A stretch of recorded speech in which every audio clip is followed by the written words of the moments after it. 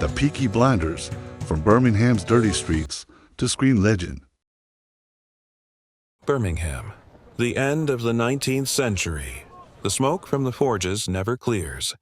It simply darkens with the sky and settles on rooftops, on clothing, in lungs. This is the most industrial city in Britain, the forge of an empire where steel is poured around the clock. But behind the factory walls lies another world. The cramped slums of Small Heath, the filthy alleyways of Bordesley, the neighborhoods where Irish immigrants and English workers exist side by side in eternal poverty, eternal hunger, and the constant threat of violence. It was here, in this furnace of coal, rage, and hopelessness, that one of England's most famous gangs was born, the Peaky Blinders. To understand how the Peaky Blinders came to be, we need to go back a little further, to the summer of 1867. Around 100,000 Birmingham residents took to the streets to destroy and loot the homes of Irish immigrants. Law enforcement sided with the local population, so the Irish had no choice but to defend their homes themselves. And so, a vicious cycle began. Communities closed in on themselves, streets were carved into territories, and protecting those territories required men with fists and no fear. From that point on, robbery, brawling, murder, and disorder became facts of everyday life. Gangs grew like mushrooms after rain. One of the earliest, the Cheapside Sloggers, had already been operating since the 1870s, and the word slogger had already become a catch-all term for street gangs by the time something new crawled out of the darkest corners of Small Heath at the very end of the century. Something more stylish, more brazen, more dangerous. The Peaky Blinders emerged in the Small Heath area of Birmingham, and the first accounts of their activities appeared in newspaper reports in March of 1890. The name caught attention immediately, and gave rise to a legend. Where did it come from? Opinions differ, and that ambiguity is itself part of the gang's mythology. According to the historian of the West Midlands Police Museum, David Cross, the name became popular because of the practice of sewing razor blades into the peaks of their flat caps, which could then be used as weapons. Picture it, a headbutt, and the opponent is blinded by blood pouring into his eyes. Brutal, primitive, effective.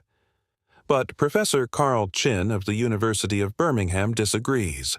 He calls this scenario unrealistic and argues that the simpler explanation is that peakies was simply a common nickname for the low-crowned caps that were fashionable at the time. In other words, the Peaky Blinders were just the lads in caps.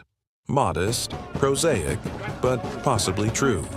Still, the legend of the razor blades proved far more durable than academic debate.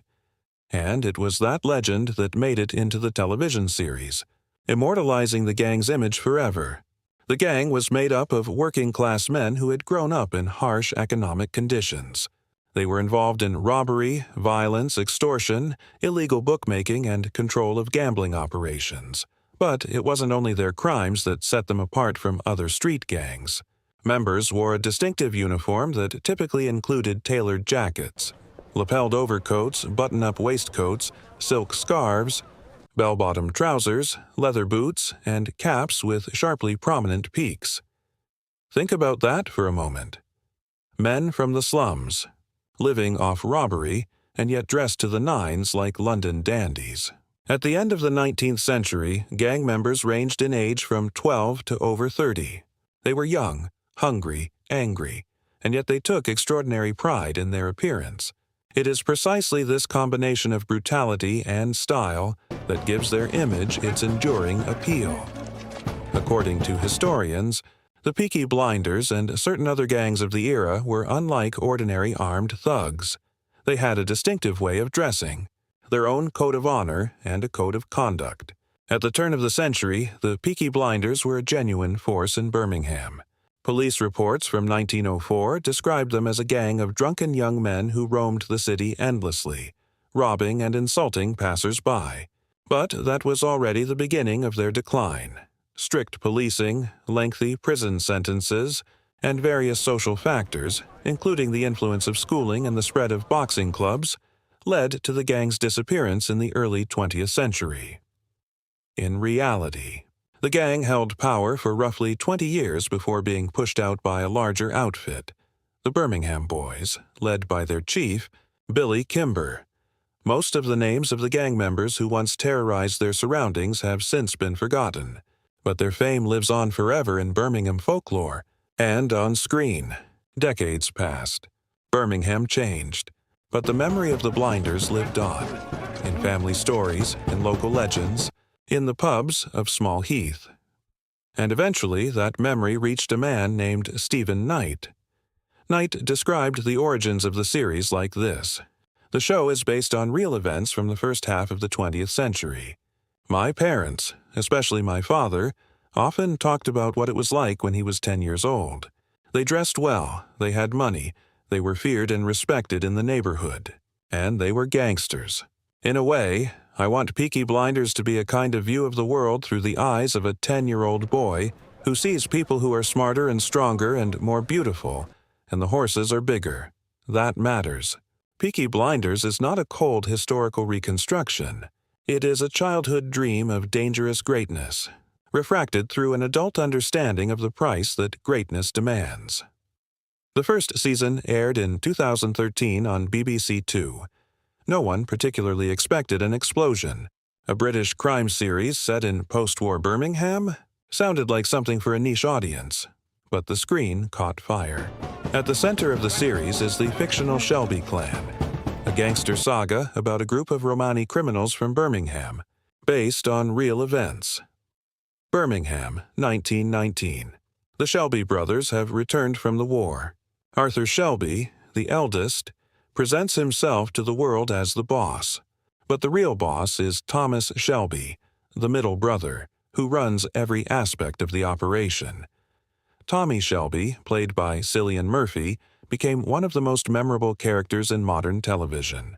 A man who survived the trenches of the First World War, who came home with ice where his heart used to be, and turned his trauma into a weapon. Murphy brings to the role a singular, almost sightless gaze. Tommy Shelby, head of a Romani traveling family, a man who transformed his wartime wounds into a ruthless will to survive and to rule.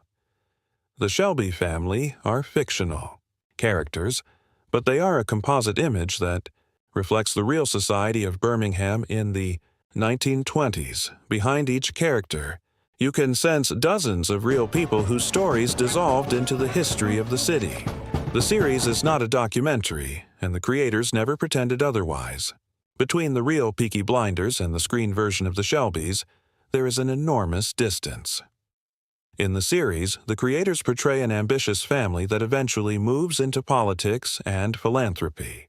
In reality, the gang was interested only in robbery, extortion, illegal gambling, and violence.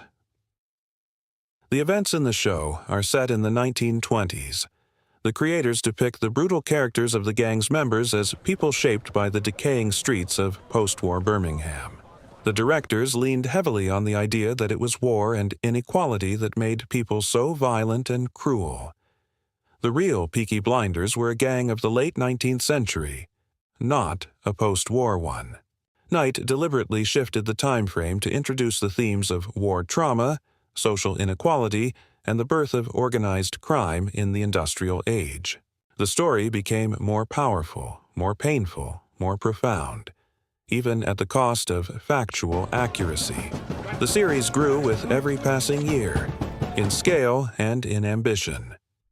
2 years after the events of the first season, in 1921, the Peaky Blinders tried to expand their influence across northern and southern England. But those territories are not empty.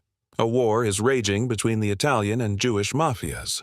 By the third season, there are aristocrats and conspiracies. The fourth brings the Italian mob. In the fifth, Tommy Shelby finds himself in Parliament, facing down British fascists. The critic at Den of Geek called the series the smartest, most stylish, and most gripping drama in the history of the BBC. The sixth and final season aired in 2022, and in 2026, a feature film continuation arrived on screens. It is 1940. Britain's darkest hour. Tommy is a criminal lion in the winter dark. He lives in a vast, isolated manor house, far from the Birmingham criminal world he did so much to create, almost entirely alone. He is haunted by ghosts and demons, the memory of his dead brother Arthur, of his lost daughter Ruby, and the work of writing his memoirs. The story has come full circle. A man who rose from the slums through will and violence, left alone at last with his own ruins.